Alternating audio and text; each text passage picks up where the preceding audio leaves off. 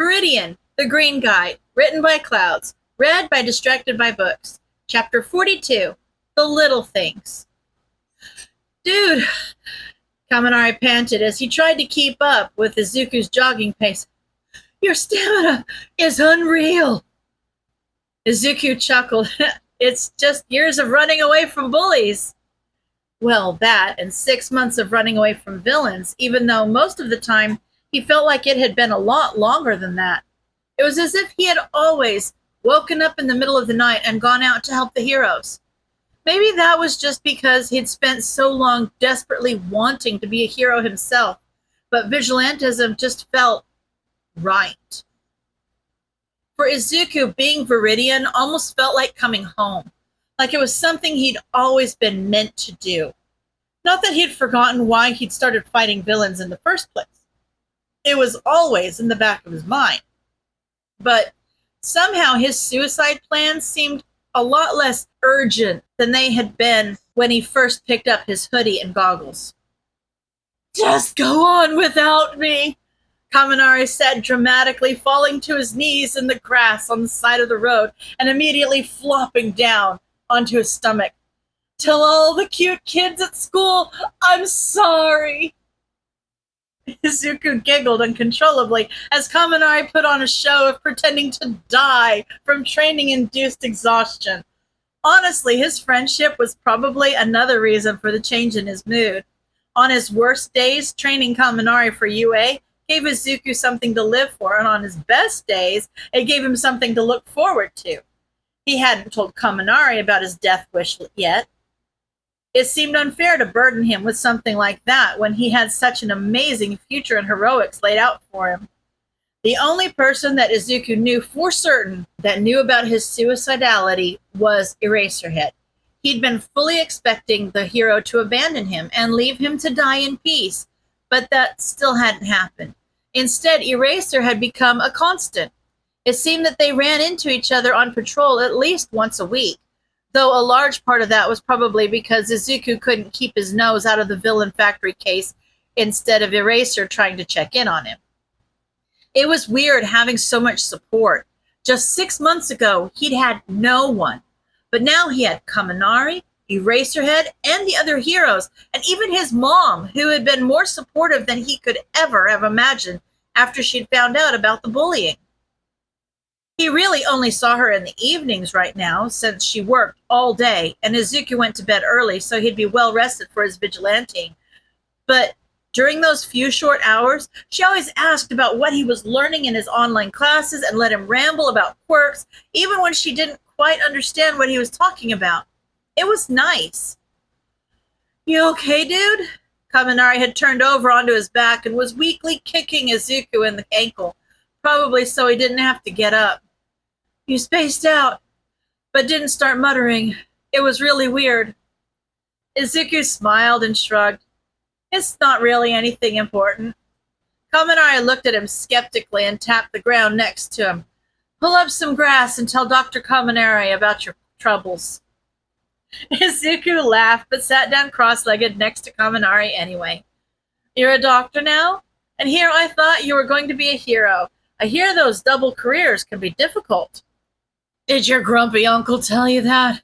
Kaminari groaned and sat up. And no, I'm too dumb to be a doctor. I'll stick with just fighting villains, thank you very much. Izuku frowned. Why do you keep doing that? Doing what? Passing out after training? Kaminari asked. It's because I'm a weakling. Yeah, Izuku said distractedly. Wait, no! You are weak, but you're getting stronger, and that wasn't what I was trying to ask about anyway. I'm sorry, I'm just putting my foot in my mouth again. I didn't mean to call you weak. Midoriya, slow down, it's all right, Kaminari chuckled. What did you mean to ask? Izuku bit his lip. Why do you keep calling yourself stupid? Because I am? Kaminari said it like it was obvious. I have ADHD. It kind of comes with the territory. But you're not, Izuku said. At least I don't think so. You've picked up on all of the stuff I've taught you really quickly. That's probably because it's physical, not mental. And you're here showing it to me, Kaminari shrugged. I don't know. The fighting moves and stuff is just fun. Oh. Izuku had almost thought that Kaminari was just parroting back what other people had told him based on a stereotype, and that didn't seem fair to his friend, but the whole physical task versus mental task idea made sense. Not that Izuku really knew enough about ADHD to make any judgments. Are you done for the day? Kaminari gave him a sheepish smile. Yeah? I mean, if that's okay. I don't want you to think I'm ungrateful for your training or anything. That's not a problem. Izuku waved his hands frantically. It's better to pace yourself anyway when you start out so that you don't get hurt. Not that Izuku had done that at all when he had started training, but he had also been trying to get hurt, so there was that. So, do you want to get a milkshake or something? Kaminari grinned conspiratorially. We can undo all the hard work we just did running across the city. Izuku stared at him with wide eyes before giving a shocked laugh. Sure. Do you know any good places? What kind of friend would I be if I didn't? Kaminari punched him playfully in the arm and started jogging away. There's this diner a few blocks from here, and there's this really cute waitress that works there. If we're lucky, she'll be on shift. Izuku followed a few paces behind him, unable to shake a weird sensation of unrealness. He'd never really just hung out socially with anyone since his quirk came in. Yeah, there had been that first day when he'd first asked Kaminari to be his friend, but then he'd started teaching him how to fight pretty soon after that. So they usually trained instead of doing whatever normal teenagers were supposed to do. Not that a secret vigilante and a future pro hero were necessarily normal teenagers, but whatever. Izuku liked it better that way, honestly, because he never had to worry about being enough. When he was training Kaminari, he didn't have to wonder if he was fun enough to just hang out with, or if his friend was just wasting his time hanging out with the useless, quirkless kid. Even if Izuku wasn't fun to be around, Kaminari was still gaining useless skills. But with sitting around and just being together, what if he got bored and realized that Izuku wasn't as great and mentally stable as he pretended to be? He shook his head as Kaminari held open the door to a small diner for him. Kaminari had proven that he enjoyed being around Izuku, even when he was too injured from parkour practice to do much physical training. He wasn't going to abandon him just because they were going to get milkshakes rather than learn to punch. Probably. The diner was obviously American-themed and had checkerboard floors with waitresses on roller skates bringing out the food. A hostess greeted them with an English hello and led them to an empty table by the window to look at the menu while they waited for Kaminari's crush to come by. I'm honestly floored by how graceful these girls can be on roller skates, Kaminari said. I'm pretty sure I'd break an ankle if I looked at those things the wrong way. Never mind trying to serve food in them. If you think that's difficult, imagine doing hero work on them, Izuku said. Kaminari looked at Izuku in disbelief. There are actually pros who fight on roller skates? Izuku giggled and nodded as Kaminari's eyes grew wider and he shook his head. No, dude, you've got to be pulling my leg. Like, okay, I know you're like some crazy smart quirk expert dude, but there's no way that anyone could fight villains on roller skates. It's physically impossible. Nope. Izuku couldn't help relaxing slightly now that he was more in his element and talking about heroes. My personal favorite is the animated hero Artiste. Her quirk is really interesting. She's incorporated roller skates into her fighting style so she can quickly draw these huge pictures and then she brings them to life with her quirk. She actually patrols nearby, but because her quirk relies on her drawings, she's really only active during the day when she has enough light. So I haven't met her yet. Wait, Kaminari looked confused. Why wouldn't you have met her if she goes out during the day? Isn't that when you're out? I mean, it's daytime right now. Izuku tried to hide his panic because he thought of some sort of an excuse. He should have known better than to let something like that slip.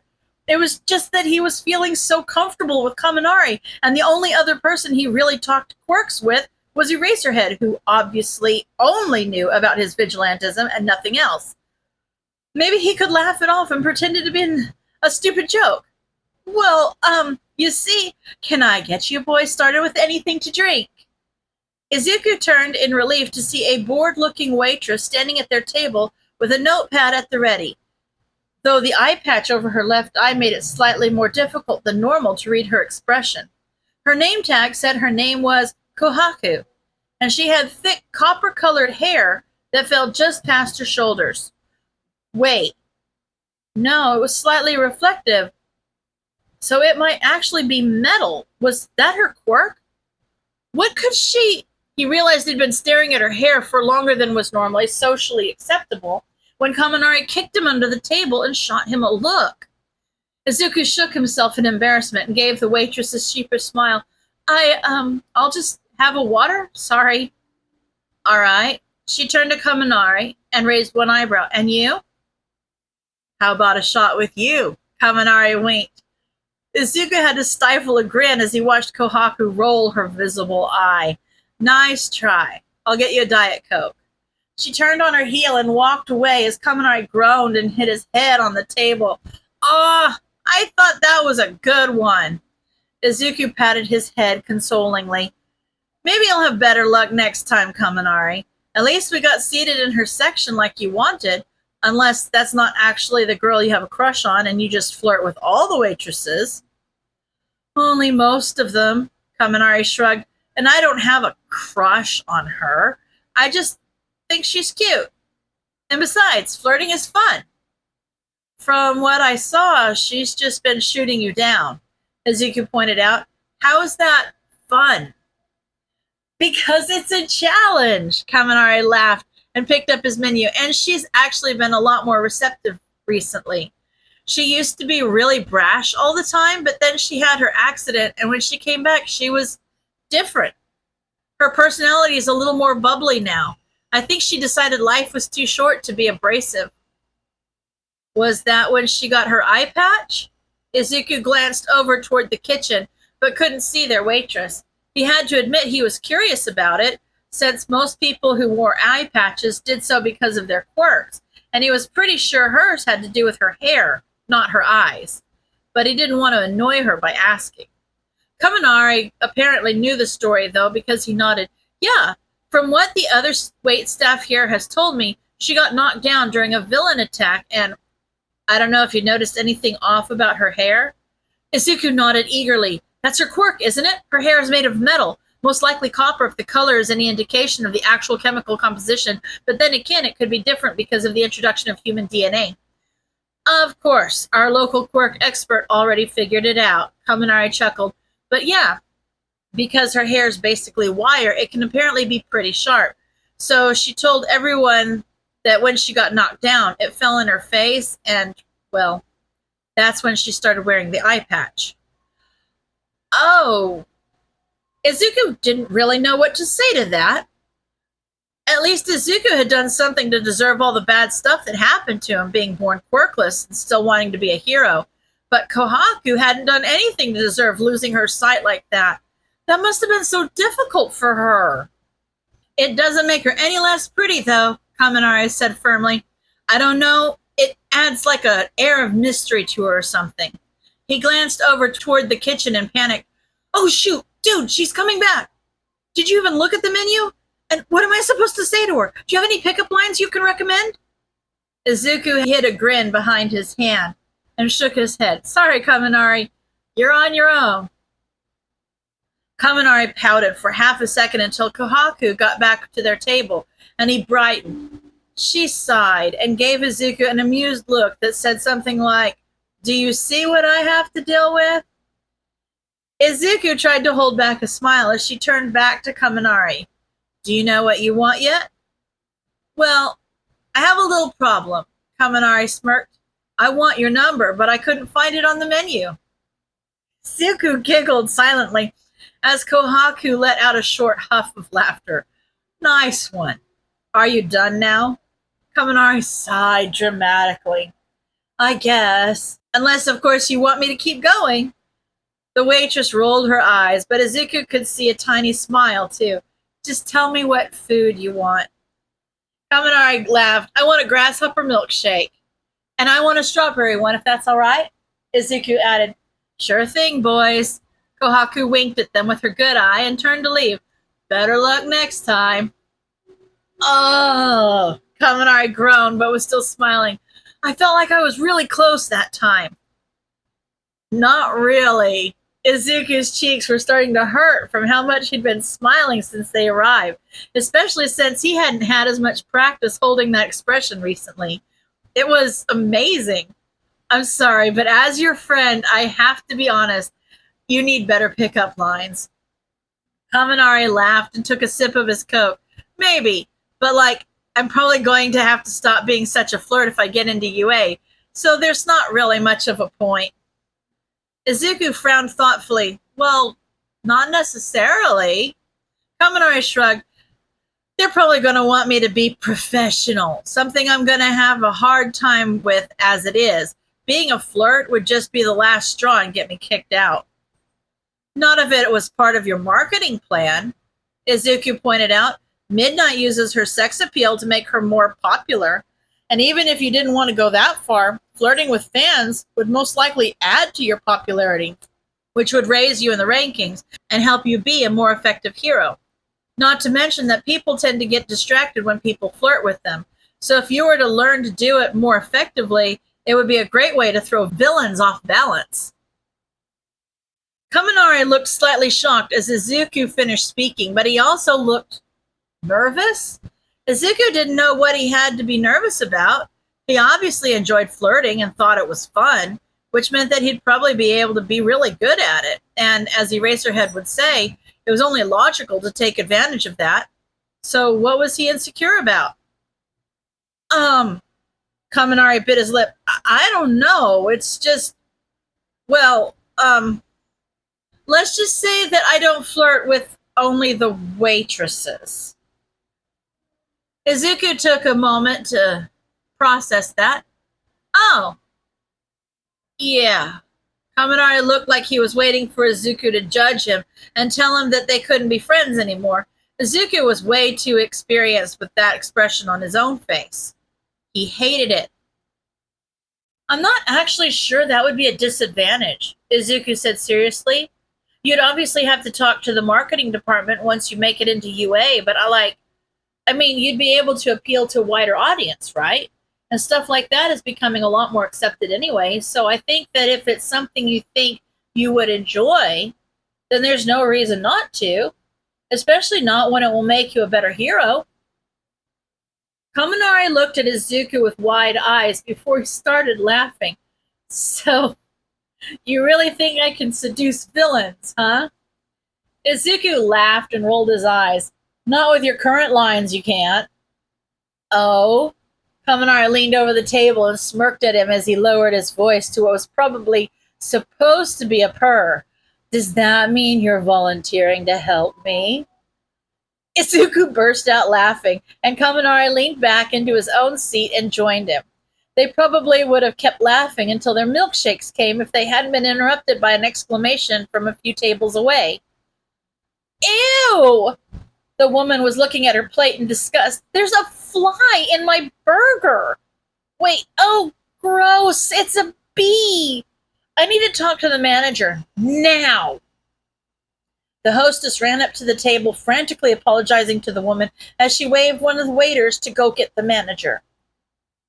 Huh? Have they seriously not found the nest yet? Kaminari frowned thoughtfully. That sucks. Izuku looked at him in confusion.